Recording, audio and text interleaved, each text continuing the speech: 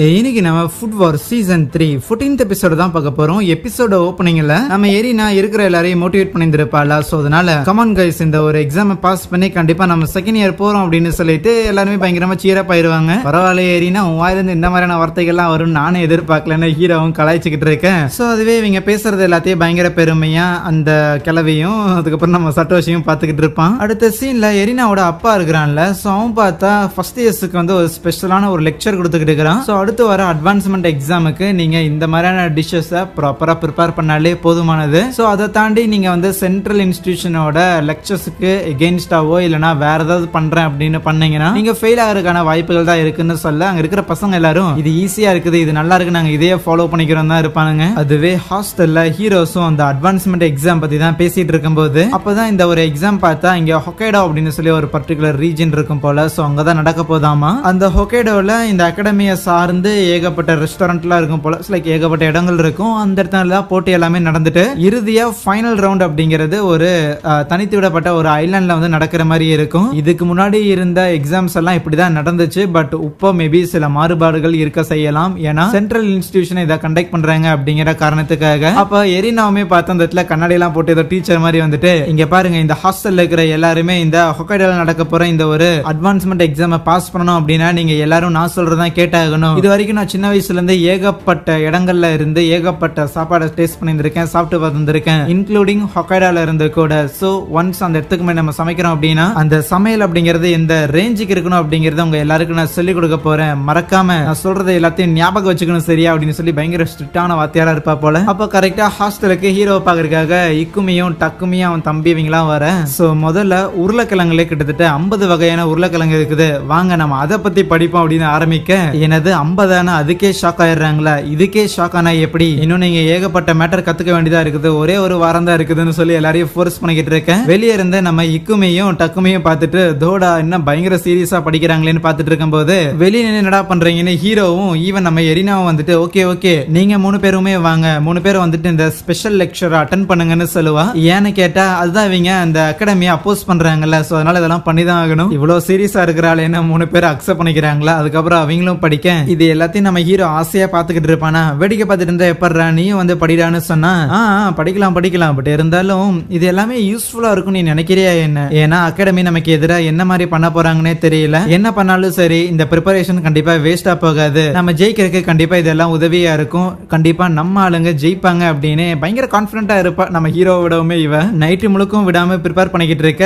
குளிச்சுட்டு வந்த ஹீரோவும் எரினா கிட்ட தூங்காம கொள்ளாம புஷ் பண்ணுங்கிற அவசியம் கிடையாது, குளிச்சுட்டு கொஞ்சமாவது ரெஸ்ட் எடுக்கலாம்னு கேட்கும்போது அதுக்கு அவ என்னன்னா அதெல்லாம் எங்களுக்கு தெரியும், முதல்ல நீ என்னானாலும் சரி இந்த ஒரு எக்ஸாம்ல ஃபெயில் மட்டும் ஆயிராதரான்னு சொல்லுவாளா. ஹீரோக்கு இது வித்தியாசமா இருக்கும். தோடா வந்ததுல இருந்து என்ன ஃபெயில் ஆகணும் அப்படின்னு நினைச்சுக்கிட்டு இருக்கிற பொண்ணு என்ன ஃபெயில் ஆக வேண்டாம்னு சொல்றாளா. அதுக்கு எரினா நீ என்ன எவ்வளவு வேணா கலாய்ச்சிக்கோ ஆனா ஃபெயில் ஆயிராதன்னு கேட்பான். அப்படியே கட் பண்ணா ஒரு வாரம் முடிஞ்சிச்சு. நம்ம ஹீரோஸ் எல்லாரும் ஹொக்கைடோக்கு வந்திருக்காங்க காம்படிஷனுக்காக. அங்க பனியெல்லாம் பெஞ்சிருக்கும் போல. சோ அதுல எல்லாம் ஜாலியா பொம்மை செஞ்சு விளையாண்டுகிட்டு இருப்பாங்களா. விளையாடுறக்காவ இவ்வளவு தூரம் வந்திருக்கோம், கொஞ்சமாவது சீரியஸா இருங்கன்னு எரினா எல்லாரையும் போட்டு திட்டிக்கிட்டு இருக்கேன். அங்க இருக்கிற மத்த பசங்களா எரினா ஒரு மாதிரி பாப்பாங்க, இவ எப்ப இவங்க கூட எல்லாம் சேர்ந்தான்னு. அதுக்கப்புறம் எல்லாரும் பஸ்ல இருந்து அங்கிருந்து கிளம்பி நேரா ஒரு ஹோட்டலுக்கும் வராங்களா. சோ முதல்ல வந்த உடனே பார்த்தா இவங்களுக்கு ஒரு சின்ன ஒரு என்ட்ரன்ஸ் டெஸ்ட் மாதிரி இருக்கும். ஆனா அதுல தோத்து போனாலும் வெளியே போக வேண்டியதுதான். அதோட ரூலா பார்த்தா மொத்தம் ஒரு 5 பேரை வந்து ஒவ்வொரு டீமா வந்து வைப்பாங்களாமா. அந்த 5 பேரும் சேர்ந்து ஒரே ஒரு டிஷ் மட்டும் சமைக்கணும். பட் அது நல்லா இல்ல அப்படின்னா 5 பேரை எலிமினேட் பண்றதுதான். நம்ம ஹீரோவோட டீம்ல ஹீரோ, மெகுமி, யூகி,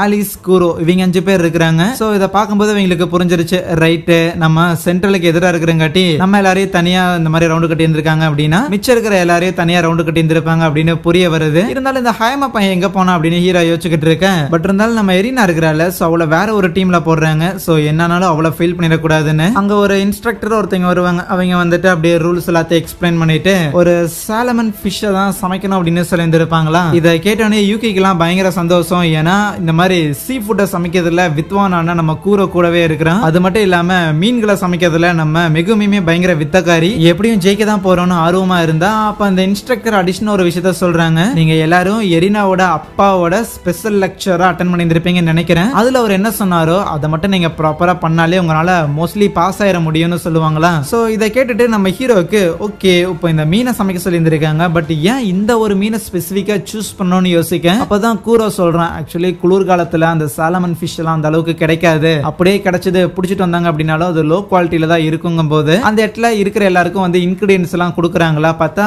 இல்லையே சாலமன் ஃபிஷ் நல்லா தானே இருக்குன்னு கவனிக்கிறாங்க. ஆனா இவங்களுக்கு இன்கிரிடியன்ட் கொடுப்பாங்களே, சோ அந்த மீன் வந்து பயங்கர மோசமா இருக்கும். இந்த மீனை மாத்தி தரீங்களான்னு அந்த யூகி இன்ஸ்ட்ரக்டர் கிட்ட பேச போனாலுமே அவங்க கண்டுக்கிற மாதிரி தெரியல, இக்னோர் பண்றாங்க. சோ வேணே நம்மள ஃபெயில் ஆக்கணும்னு முடிவு பண்ணிட்டாங்கடான்னு புரிய வந்துருச்சு. பட் இருந்தாலும் இதை வச்சுட்டு சமைச்சா சோறு அந்த அளவுக்கு ஒன்றும் நல்லா இருக்க போறது இல்லையே அப்படின்னு அவனுங்க யோசிச்சுக்கிட்டு இருக்கேன். அப்ப அந்த கிழவி சொல்லும், உங்களுக்கு இங்க இருக்கிற ஏதாவது ஒரு இன்கிரிடியன்ஸ் வந்து பிடிக்கல இல்ல வேற வேணும் அப்படின்னு நினைச்சீங்கன்னா நீங்க எந்த ஒரு தயக்கமும் இல்லாம வெளியில போய் இவ்வளவு பெரிய கடல் இருக்குது, போய் மீனை பிடிச்சிட்டு வாங்க. பிடிச்சிட்டு வரக்கு லேட் ஆயிரும், பட் இருந்தாலும் உங்களுக்கான டைம் வந்து ஈவினிங் வரைக்கும் இருக்குது. சன்செட் ஆகிற வரைக்கும் நீங்க கண்டிப்பா எதை வேணாலும் கொண்டு வந்து சமைக்கலாம் அப்படின்னு சொல்லும் போது இதை கேட்டோடனே ஆலிஸ், கூரோ, ஹீரோ அப்படின்னு சொல்லிட்டு இவங்க 3 பேரும் கொஞ்சம் ஜாலியாயிருவாங்க. ஓகே பாய் பாய் அப்படின்னு சொல்லி வேகமா அங்கிருந்து கிளம்பி போக அந்த கிளவி சிரிச்சுக்கிட்டு இருக்கும், இவனுங்க எப்படி வெளியே போய் எந்த மீனை பிடிச்சிட்டு வந்து பாஸ் ஆக போறானுங்கன்னு. அப்படியே ஈவினிங்கே ஆயிரும். நம்ம எரினாவோட அப்பா சொல்லி கொடுத்த மாதிரியே சமைச்சு அங்க இருக்கிற நிறைய பசங்க பாஸ் ஆகிட்டே இருப்பாங்க. ஈவன் எரினாவுமே அங்க சமையல முடிச்சிருந்திருப்பா போல. அந்த கிளவி அப்படியே எரினாவை பார்த்துட்டு, கவலைப்படாதீங்க, உங்களுக்கு தொல்லை கொடுக்குற ஃப்ரெண்ட்ஸ் இனிமேல் உங்க கூட இருக்க மாட்டாங்கன்னு சொல்லிக்கிட்டு இருக்கும்போது